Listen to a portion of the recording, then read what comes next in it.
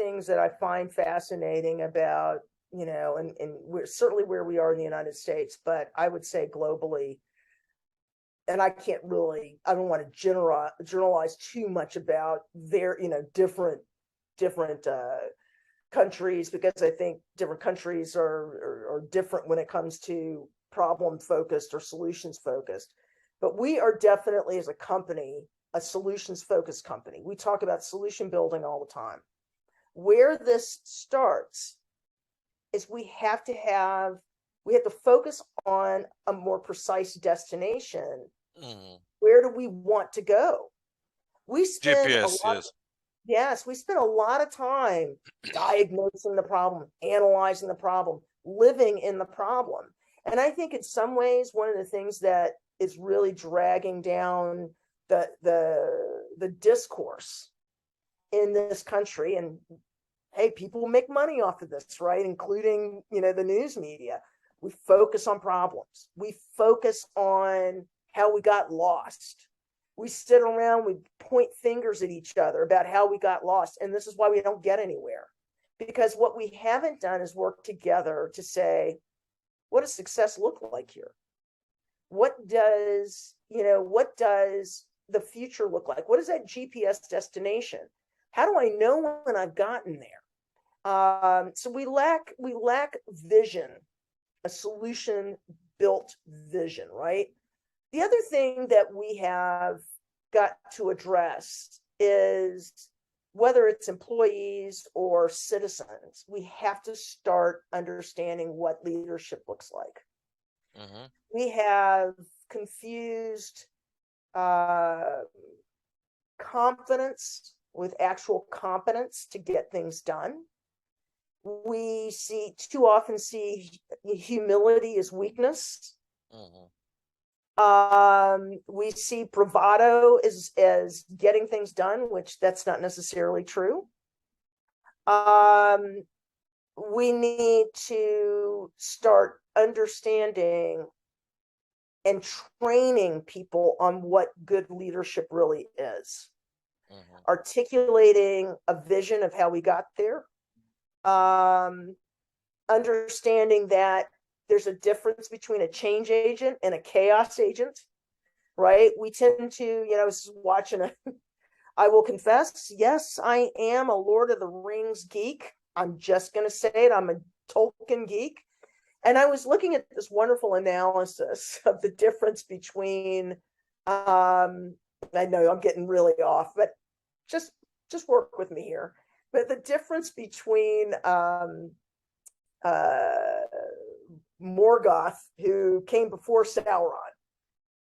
You don't have to be a Tolkien person to understand that one was an agent of chaos, and just chaos for chaos sake. He benefited from it. He didn't care what got destroyed. He didn't care what happened. He was chaos for chaos sake. His minion, or second in command, Sauron, actually was not an agent of chaos, but he was a command and control person. He wanted everything to be the way he wanted it to be. That's a very different kind of, these are two destructive leaders, but there's a difference in the way they operate. And I thought this analysis was really great.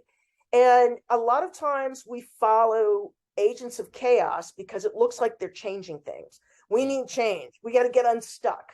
People feel stuck, so they want to get unstuck. And so they look at this chaos and they go, hey, something's happening. But it's just a hydraulic of chaos. It's not actual change, Mm-hmm. right? Then you've got this other person that is command and control. I have a vision and I need to bend everybody to that vision.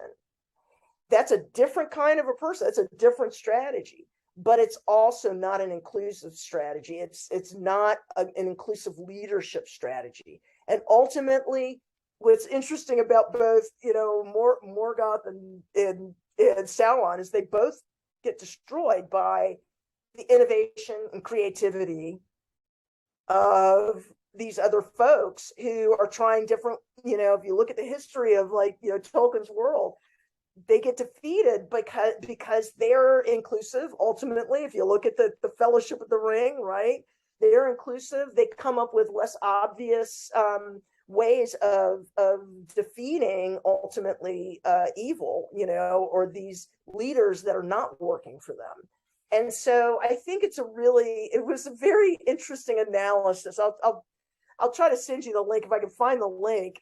It's very interesting because I thought it was a very interesting analysis of two types of leaders that we think are really good leaders, and we are fooled. We're fooled by their confidence. We're fooled by the fact that it seems like they're inspiring change when they're just really creating chaos. We get comfortable and familiar with somebody who takes command and controls everything we do until we want to do something different, until our human capabilities come into play and we want to do something different, right? So, I think that we have to start reframing the criteria for what good leadership looks like in the 21st century. And we need to socialize that criteria, because I really feel as though, especially in the business world, we celebrate agents of chaos. We celebrate command and control leadership. Those are the folks that get the movies made, right? Whether it's, Zuckerberg or Steve Jobs, and don't get me wrong, these guys have accomplished a lot. I certainly appreciate the fact that Elon Musk accomplishes a lot, and they have, they've executed on their vision. But I do not think it's a sustainable sustainable framework for leadership in this century. And I think we better get on it right now.